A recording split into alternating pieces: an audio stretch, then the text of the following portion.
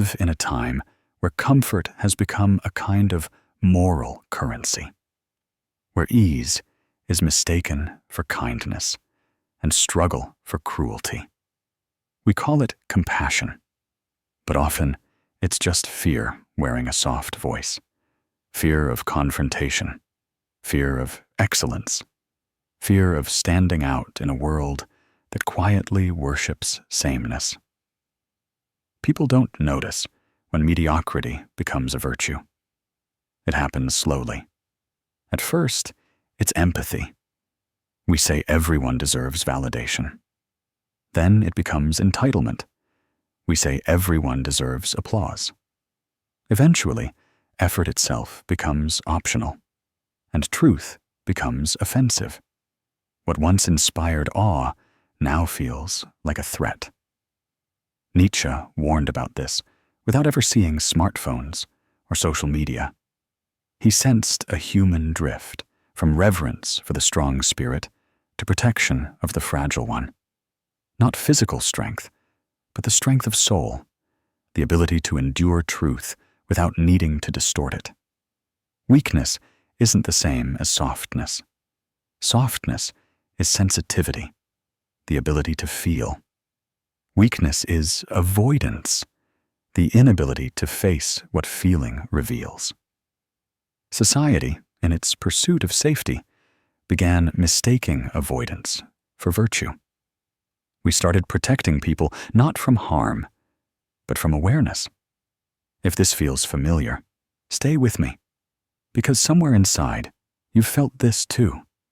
That quiet frustration when honesty becomes aggression, when curiosity feels dangerous, when standing in your own clarity feels like betrayal. That's the unease of a strong mind living in a culture that fears its reflection. We reward weak minds because weak minds don't disrupt comfort. They nod, agree, scroll, consume. They never ask, why do we believe this? And in a world built on fragile consensus, questioning is rebellion. But how did we get here? It began with pain. Every social pattern hides an emotional story.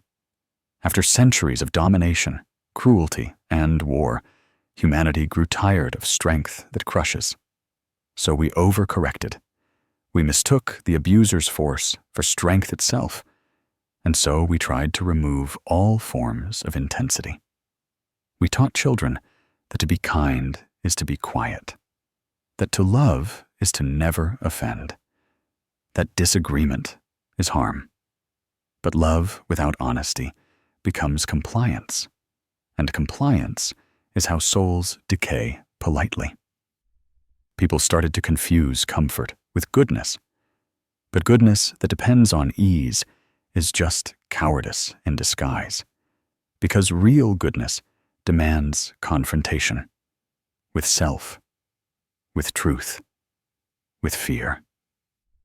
Nietzsche called this slave morality, not to insult, but to describe a psychology born in resentment. When people feel powerless for too long, they start redefining power itself as evil. They say, he is strong because he is cruel, instead of seeing that cruelty is weakness trying to look powerful. And so we flipped the moral code. We began calling weakness virtue and strength oppression. We didn't mean to. It was an emotional defense, the powerless protecting their worth by rewriting meaning. But the cost is enormous. Because when every challenge is violence, growth becomes impossible. And when every difference is danger, connection becomes impossible. You see it in how people debate, not to understand, but to win safety through outrage. You see it in how people post, not to reveal truth, but to curate innocence. The modern world rewards the performance of goodness, not its practice. And yet, beneath it all, the human spirit still craves the difficult, because that's where aliveness lives. You can feel it in your own life. When something challenges you deeply, you wake up. You feel alert, terrified, alive. But society tells you that discomfort means something is wrong, when in truth, it means something is real. We've become allergic to the real, because the real cannot be managed, branded, or made comfortable. The real confronts. It demands that we outgrow our explanations. But a weak mind cannot stand in uncertainty. It must always have a script to hide behind. And so we built entire cultures around distraction, constant noise that protects us from depth. We turned everything into entertainment because truth, left unsoftened, feels unbearable. But strength is not domination. Strength is the willingness to stay awake inside pain until meaning appears. And if society truly rewarded that, the quiet strength of endurance, the courage to see, our entire economy of attention would collapse. Because attention thrives on reaction, not reflection. Outrage, not understanding. Comfort sells us faster than depth. That's why the strong are often lonely. They see through the game too clearly to play it sincerely. They carry truths that can't be posted without being misunderstood. And yet, they stay searching, not because they crave superiority, but because they refuse to betray awareness. Something in you already knows this. You've noticed how society teaches you to fear being misunderstood, to fear your own complexity, how it rewards simplicity over sincerity, agreement over authenticity. That's how weak minds multiply, not through genetics, but through emotional conditioning. Every time someone hides their truth to stay liked, weakness wins a small victory. But the real story isn't about blame.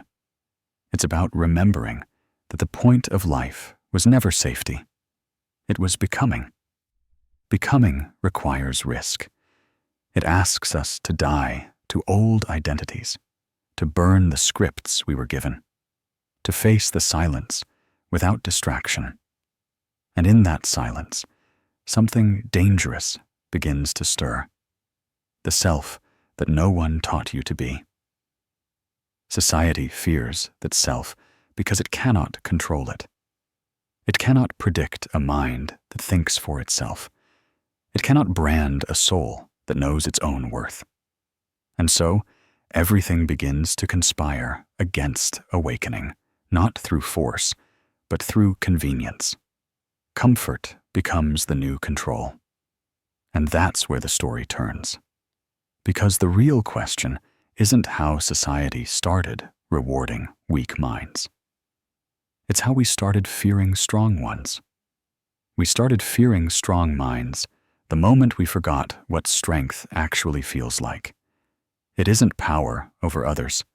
It's the capacity to remain open while standing in truth. It's the kind of courage that feels almost unbearable because it asks you to stop hiding behind the collective. A strong mind does not seek to dominate. It seeks to see. And what it sees first is loneliness. When you start to see clearly, you realize how much of modern kindness is performance, how often people disguise fear as morality. The strong mind notices patterns, the subtle shifts in tone when honesty enters a room, the way people retreat into irony or outrage when meaning gets too close. Seeing that can hurt. You begin to understand why most people prefer blindness. The weak mind clings to certainty because uncertainty feels like annihilation. But uncertainty is where strength is born. Strength grows in the space between I don't know and I'm still here. That's the space of creation. It's also the space our culture keeps trying to fill with noise. Nietzsche said, "The higher we soar, the smaller we appear to those who cannot fly." And today, that's never been truer. Modern culture flattens everything. It equalizes by ridicule. It treats depth like arrogance and passion like danger. The tall poppy must be cut before it reminds others that growth is possible. You can see it online, where thought becomes slogan, where complexity dies in the algorithm. The moment something challenges you to think, to feel beyond comfort, it's dismissed as pretentious, elitist, or toxic. This is not accident. It's the psychological immune system of a culture addicted to ease. People learned to equate humility with smallness. But real humility is the opposite. It's the willingness to see the full weight of what is true, even when it destroys your certainty. The weak mind avoids this, preferring self-deprecation over self-knowledge. It pretends smallness is noble because growth feels dangerous. Where does this fear come from? It comes from shame. Most of us were taught that to stand out was to risk rejection, that to be powerful was to be punished. Somewhere in childhood, many learned that being right meant being alone, so they learned to dim their understanding just enough to belong. Society reinforces that lesson. It tells you to fit in, to play nice, to not make others uncomfortable. But people forget that the great revolutions of thought, art, science, philosophy were born from those who refused to play nice with illusions. Progress never came from comfort. It came from the mind willing to face exile for truth. So the question becomes, how does a strong mind survive in a weak age? It survives by remembering that strength is not loud. It is not defiant in appearance, but in persistence. A strong mind can sit quietly in contradiction without losing its balance. It can love without agreeing, listen without surrendering. It can remain kind while staying unswayed. Weakness cannot do that. Weakness confuses agreement with love, silence with peace, validation with value. And so weakness must always censor, because if truth is spoken, the fragile illusion of harmony collapses. This is why the world rewards the weak, because weakness maintains stability. It consumes without questioning, believes without testing, obeys without reflection. A population of strong minds is unpredictable, and unpredictability threatens control. Nietzsche saw this long before we built systems that feed on conformity. He called it the herd instinct, that ancient reflex to belong at any cost. It's not evil, it's evolutionary. But what once kept us safe from predators now keeps us safe from awakening. Look around, and you'll see how this instinct has evolved. In ancient times, exile meant death. Now exile means being misunderstood, and for many, that feels just as terrifying. So we police our thoughts to remain loved. We silence intuition to remain approved. The herd has no fences now, only algorithms. But the soul remembers something older, the taste of freedom. It aches for honesty. It knows that agreement without authenticity is starvation. So it rebels quietly, through restlessness, through boredom, through dreams that refuse to die. That's the soul's revolt against the age of comfort. And yet, even rebellion can be absorbed by the culture it resists. We've made rebellion fashionable, stripped it of risk, and turned it into aesthetic. But Nietzsche's rebellion was inner. He wasn't urging people to shout louder. He was urging them to think deeper, to become what he called the overman, the one who creates meaning rather than inherits it. That's terrifying work. To create meaning, you must destroy borrowed ones. You must disappoint those who loved you for your obedience. You must walk through disillusionment without replacing it with cynicism. That is what strength looks like. Not pride, but endurance of truth without collapse. Society cannot reward that, because it cannot measure it. Metrics need visible proof, and inner evolution leaves none. So we end up rewarding what's easy to see: noise, outrage, visibility, performance. We mistake reaction for thought because it's louder. But real thought is quiet, steady, and inconvenient. And maybe that's why the strong mind feels invisible, because it refuses to compete in the marketplace of attention. It works in silence, while the world claps for noise. But invisibility is not failure. It's protection. The seed grows underground before it rises. Still, there's grief in that silence.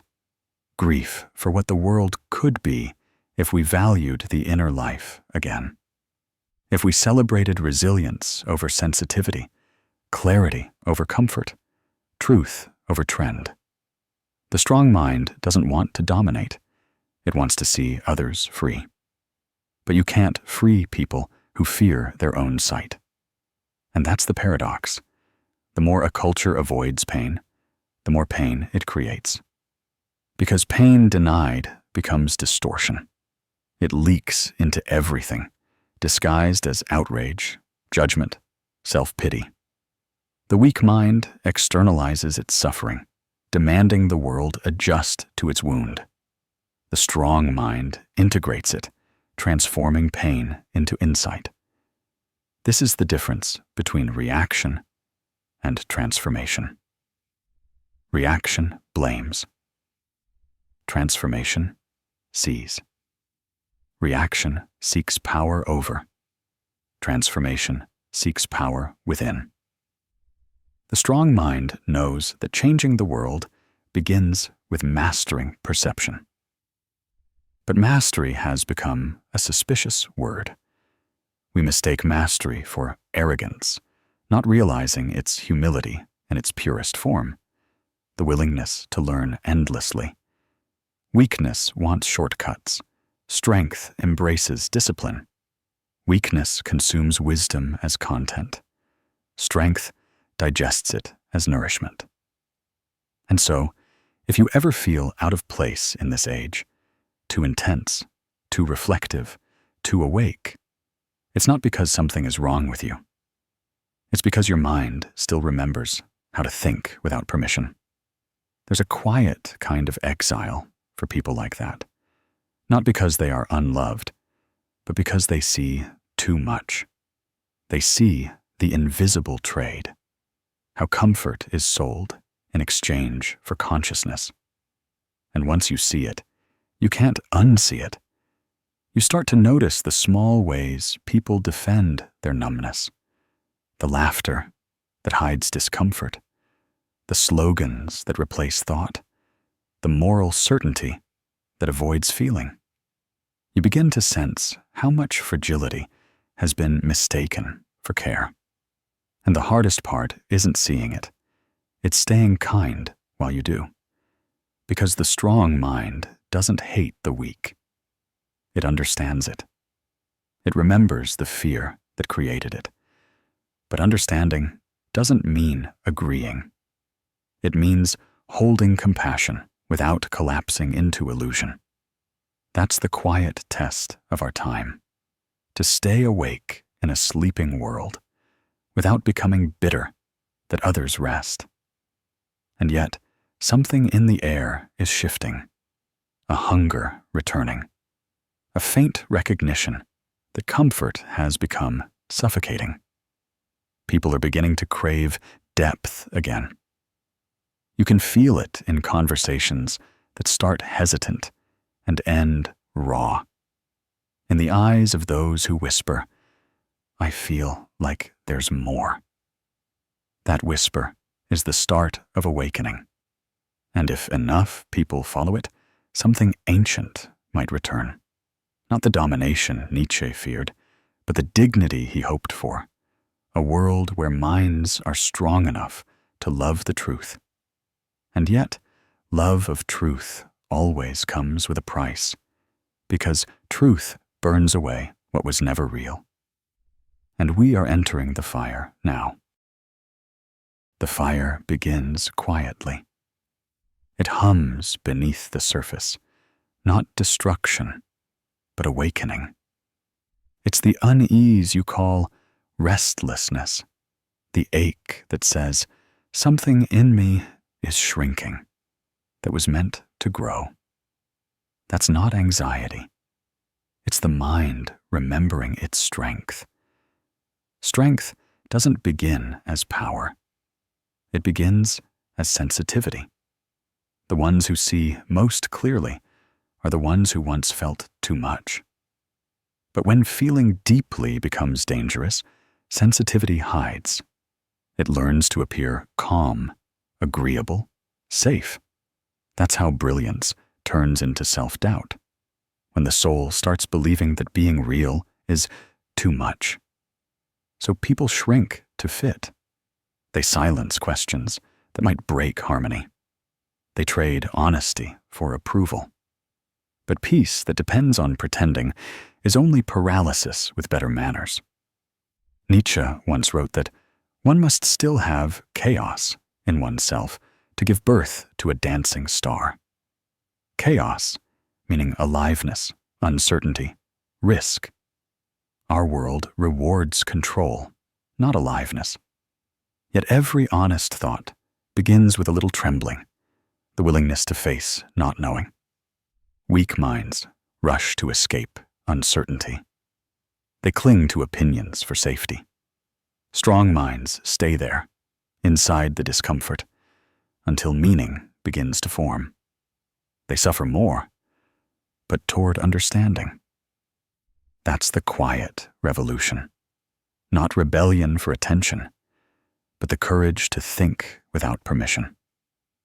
To look in the mirror and say, I too have been afraid to see. Because that admission is how truth begins. We live in a time that mistakes comfort for kindness. But love that cannot tell the truth isn't love. It's fear dressed as care. Real compassion lets others grow, even if it hurts. So if you feel out of place in this world, too awake, too deep, too alive, you're not broken. You're remembering. Remembering that humanity wasn't meant to stay safe. It was meant to stay conscious. Strength isn't domination. It's the choice to remain open when clarity burns. It's the refusal to become bitter in a world that forgets how to think. It's the quiet decision to stay real, even when nobody claps for it. Maybe the task isn't to fix society, but to outgrow it, to become the kind of mind that can love the world without needing to belong to its illusions. Because truth doesn't need followers. It only needs homes, minds brave enough to hold it. And maybe that home, after all this searching, was always meant to be you.